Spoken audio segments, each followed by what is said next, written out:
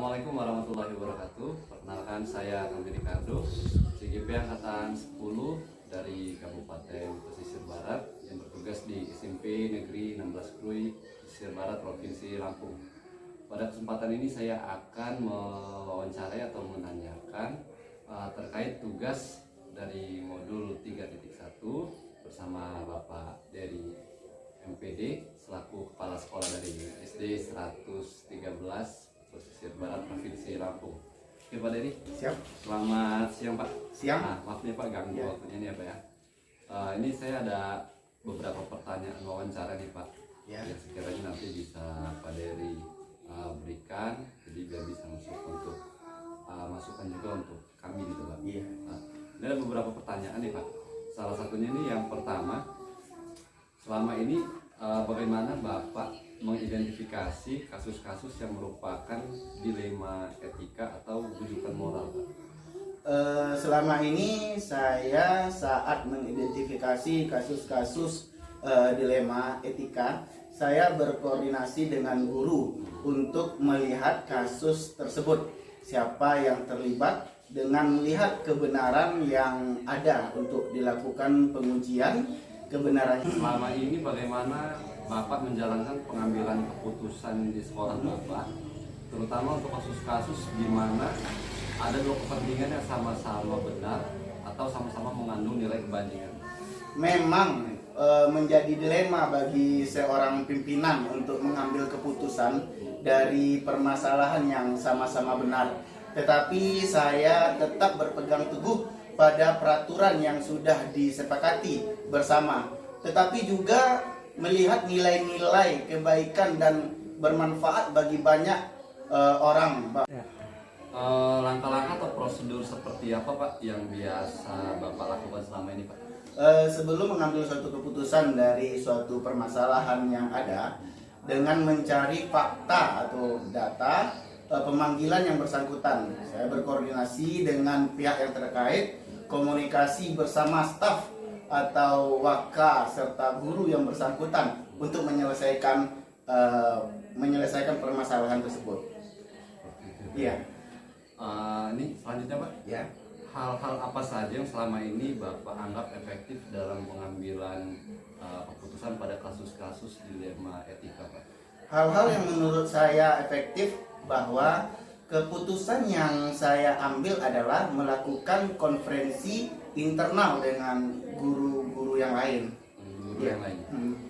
Terus Pak, hal-hal apa saja Pak yang selama ini merupakan tantangan dalam pengambilan keputusan pada kasus-kasus dilema etika Pak?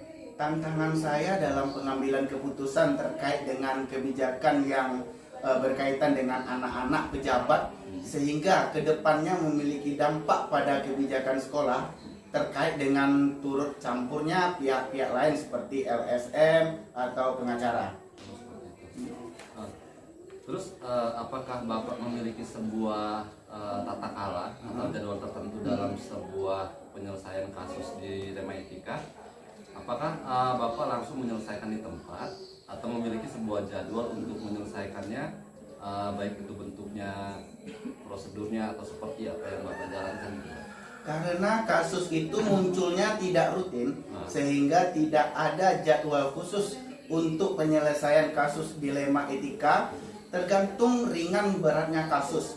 Jika kasus itu ringan, maka bisa diselesaikan secara langsung saat itu juga. Tetapi jika permasalahannya berat, sehingga memerlukan penanganan melalui tahapan-tahapan yang berlaku, yaitu meninjau fakta atau data, komunikasi dengan semua pihak, yaitu murid, lalu berkoordinasi juga dan bermusyawarah dengan tim untuk mengambil keputusan yang terbaik. Ya. Terus adakah seseorang atau faktor-faktor yang selama ini mempermudah atau membantu Bapak dalam pengambilan keputusan dalam kasus-kasus dilema etika Pak? Faktor-faktor yang mempermudah saya dalam pengambilan keputusan adalah koordinasi yang baik dengan tim seperti wakil, staf, guru, komite, wali murid, serta peraturan yang berlaku atau disepakati bersama.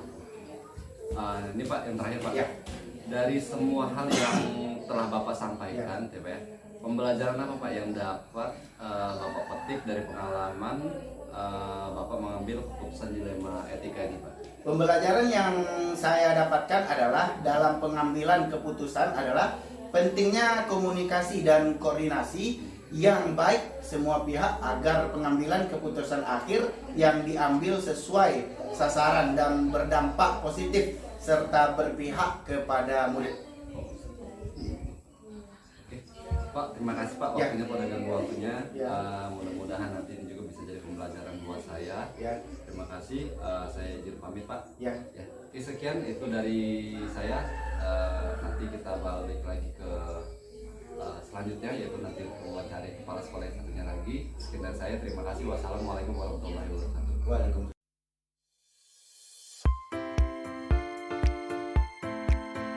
Assalamualaikum warahmatullahi wabarakatuh. Perkenalkan, saya Tommy Ricardo, CGP Angkatan 10 Kabupaten Pesisir Barat.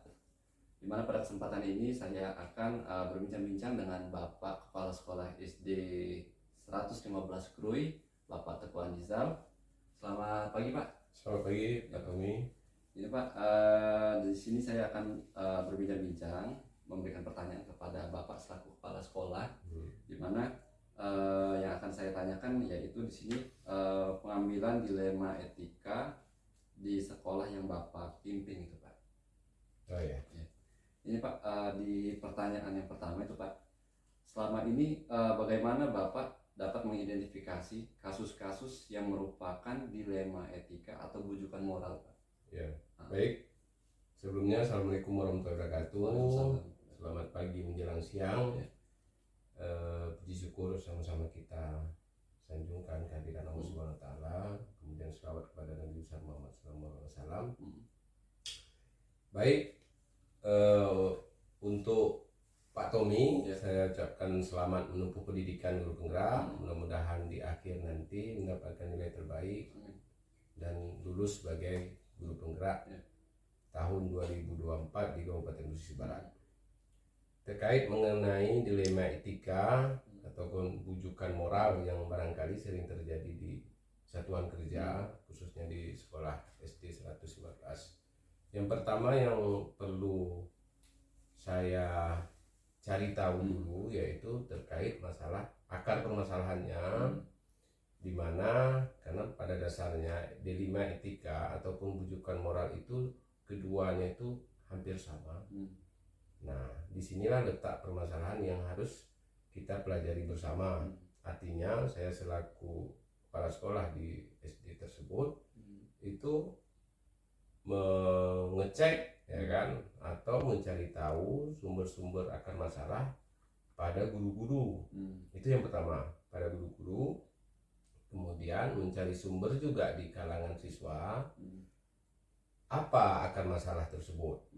Misalnya contoh kasus-kasus yang barangkali kenakalan siswa lah kita bilang di sekolah. Nah, kita lihat dulu faktornya apa, gitu kan. Jangan sampai anak nanti dirugikan, kan pada intinya anak kan tidak boleh dirugikan, ya kan, karena pembelajaran berbasis kepada anak. Nah, ini yang perlu saya cari tahu. Yang pertama saya dudukkan semua guru kalau permasalahan itu besar. Nah, kalau permasalahan itu masih sebatas wajar, namanya kenakalan siswa itu bisa diselesaikan. Kalaupun bisa diselesaikan guru, ya diselesaikan sama guru. Kalaupun perlu tindak lanjut yang lebih lanjut lagi, artinya nanti kita duduk bersama mencari sumber masalahnya untuk mendapatkan penyelesaian yang lebih baik di satuan masing-masing. Gitu. Di pertanyaan selanjutnya nih Pak, selama ini bagaimana Bapak menjalankan pengambilan keputusan di sekolah Bapak, terutama untuk kasus-kasus di mana ada dua kepentingan yang sama-sama benar atau sama-sama mengandung nilai kebajikan? Yang pertama itu kan kita lihat duduk permasalahannya, ya kan? Karena terkait tadi seperti kata Pak Tommy tadi ada dua kasus yang sama-sama menyita perhatian, ya, artinya fatal misalnya. Nah, ini kita ini harus duduk bersama dulu, seperti saya katakan tadi di pertanyaan yang awal tadi, kita duduk bersama dulu, karena kalau itu urusan terkait masalah guru, artinya kita musyawarah ya, musyawarah di internal guru, kita selesaikan, mendapatkan penyelesaian yang lebih baik. Kalau itu terjadi di siswa atau peserta didik, nah ini harus kita panggil yang pertama dulu orang tua murid, ya kan, kemudian komite guru. Nah, kita duduk bersama, apa sih kendalanya? Yang intinya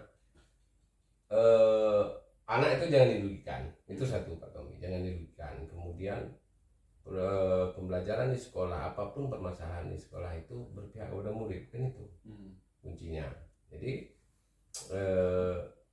musyawarah yang paling utama, Pak. Musyawarah yang paling utama. Kalau disuruh milih, ya, kalau disuruh milih di antara kedua kasus tersebut, itu saya lebih pada kecondong kepada murid itu loh. Nah, karena anak-anak ini kan ya namanya anak-anak ya, jadi dia belum tahu apa-apa, ya kan, belum dewasa. Artinya memang ada kenakalan-kenakalan atau kesalahan yang fatal yang barangkali nanti bisa kita perbaiki di kemudian hari, karena terkait masalah masa depannya ini, masa depannya kan masih panjang gitu. Jadi kalau kita langsung ngambil keputusan yang bisa merugikan siswa, ya siapa yang tanggung itu? Siswa tersebut. Takut saya nanti kan dia putus sekolah gara-gara pengambilan keputusan yang barangkali merugikan anak itu. Nah, itu seperti itu Pak Tommy. Selanjutnya nih Pak, langkah-langkah atau prosedur seperti apa yang biasa Bapak lakukan selama ini Pak? Ya, kalau langkah-langkahnya saya itu tidak langsung mengambil keputusan tanpa mencari tahu dulu. Yang pada intinya kita kumpulkan semua dulu. Ya, apapun itu terkait masalah keputusan yang saya putuskan di sekolah. Jadi saya tidak semata-mata saya ini langsung plus, enggak. Artinya saya kumpulkan ini terkait permasalahan apa misalnya kan, permasalahan murid atau siswa atau sekolah barangkali kan, itu tetap saya musyawarah termasuk dengan komite, dan barangkali nanti saya minta masukan dengan pengawas. Nah, setelah semua sumber-sumber itu sudah saya kumpulkan, mereka sudah memberi argumen kepada saya, artinya saya kan bisa mengerucut untuk mengambil argumen yang terbaik ya untuk kepentingan sekolah saya. Jadi saya tidak mengambil keputusan karena saya kepala sekolah saya langsung jas, enggak. Tetap saya utamakan musyawarah untuk mencapai mufakat. Selanjutnya Pak, di hal-hal apa saja yang selama ini Bapak anggap efektif dalam pengambilan keputusan pada kasus-kasus dilema etika? Kalau pada kasus-kasus dilema etika itu hal-hal yang paling mendasar kita itu yaitu kita itu harus mendengarkan, harus mendengarkan semua suara. Karena di sekolah ini bukan kita seorang. Ada beberapa banyak guru yang semua punya argumen masing-masing. Semua pengen dihargai kan. Nah, disitulah letak peran kepala sekolah untuk menyaring itu argumen itu. Jangan sampai ada satu pihak atau dua pihak yang tidak berkenan atau tidak dihargai dari keputusan kita. Seperti saya bilang tadi ke pertanyaan yang tadi itu kan. Artinya setiap yang saya buat itu tetap mengutamakan musyawarah. Dan saya tetap mendengar semua argumen yang diberikan oleh guru saya, bahkan juga dari warga. Artinya kalau itu terbaik buat sekolah saya, ya apa salahnya? Dari warga juga kita tampung salahnya, selagi itu tidak merugikan sekolah. Seperti itu Pak Tony. Selanjutnya Pak, hal-hal apa saja yang selama ini merupakan tantangan dalam pengambilan keputusan pada kasus-kasus dilema etika? Tantangannya itu ya seperti saya bilang tadi, kadang-kadang simalakama. Ya, simalakama dalam arti kita ini istilahnya tidak bermaksud untuk mengadili seseorang, ya kan, dalam kasus tersebut. Cuman kalau kita tidak berbuat seperti itu, maka kan akan berdampak di sekolah. Ini yang barangkali jadi PR kita bersama. Cuman seperti saya bilang tadi, semua saran yang kita tampung daripada satuan kerja ataupun guru di sekolah kita itu kita pelajari benar gitu kan.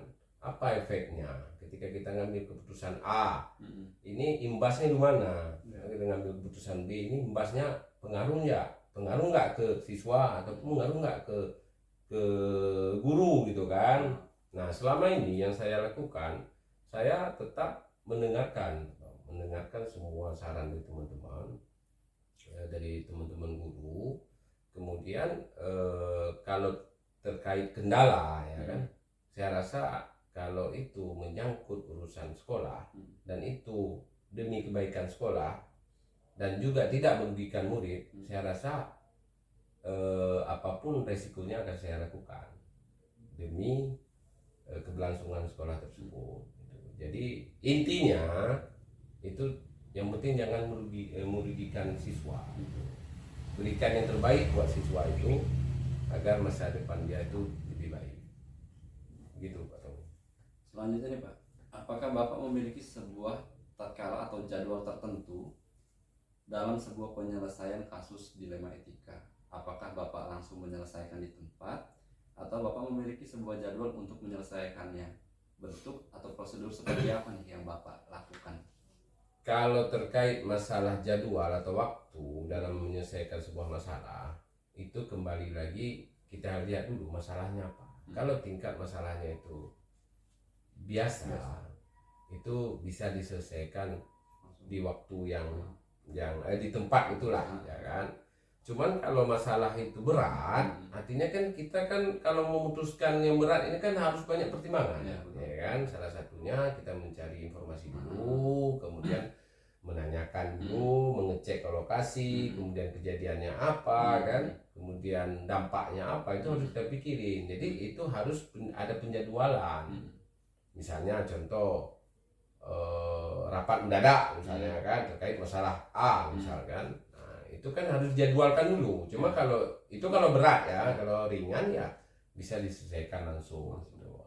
Jadi ada penjadwalannya gitu loh. Kalau memang tidak bisa juga selesai di jadwal yang sudah ditentukan, kita cari lagi jadwal. Intinya masalah itu harus diselesaikan. Nah, kalau tidak maka akan berlarut dan berdampak ke sekolah. Selanjutnya Pak, adakah seseorang atau faktor-faktor yang selama ini mempermudah atau membantu Bapak dalam pengambilan keputusan dalam kasus-kasus dilema etika? Kalau mempermudah, semua guru di sekolah itu kan punya hak yang sama Pak. Ya. Kita tidak membanding-bandingkan, oh ini guru senior, oh ini guru junior, tidak. Oh ini dia komite, oh ini pengawas, tidak. Artinya semua itu berperan dalam sebuah pengambilan di sekolah. Termasuk guru muda, guru tua sama. Nah, disitulah letak peran kita kepala sekolah ini dalam menyaring atau ya menyaring mana argumen ataupun mana ide yang terbaik dalam menyelesaikan sebuah masalah. Jadi kalau Pak Tom menanyakan siapa yang paling peran dalam pengambilan keputusan, saya katakan itu semua. Semua punya andil bagian, karena itu bagian dari satuan kerja, ya kan. Misalnya buruknya sekolah itu artinya semua harus tanggung jawab, bukan hanya kepala sekolah. Baiknya kepala sekolah, baiknya juga sekolah itu dia semua akan menikmatinya. Itu prinsip saya Pak. Yang terakhir nih Pak, dari semua hal yang telah Bapak sampaikan, itu pembelajaran apa yang dapat Bapak petik dari pengalaman Bapak dalam mengambil keputusan dilema etika?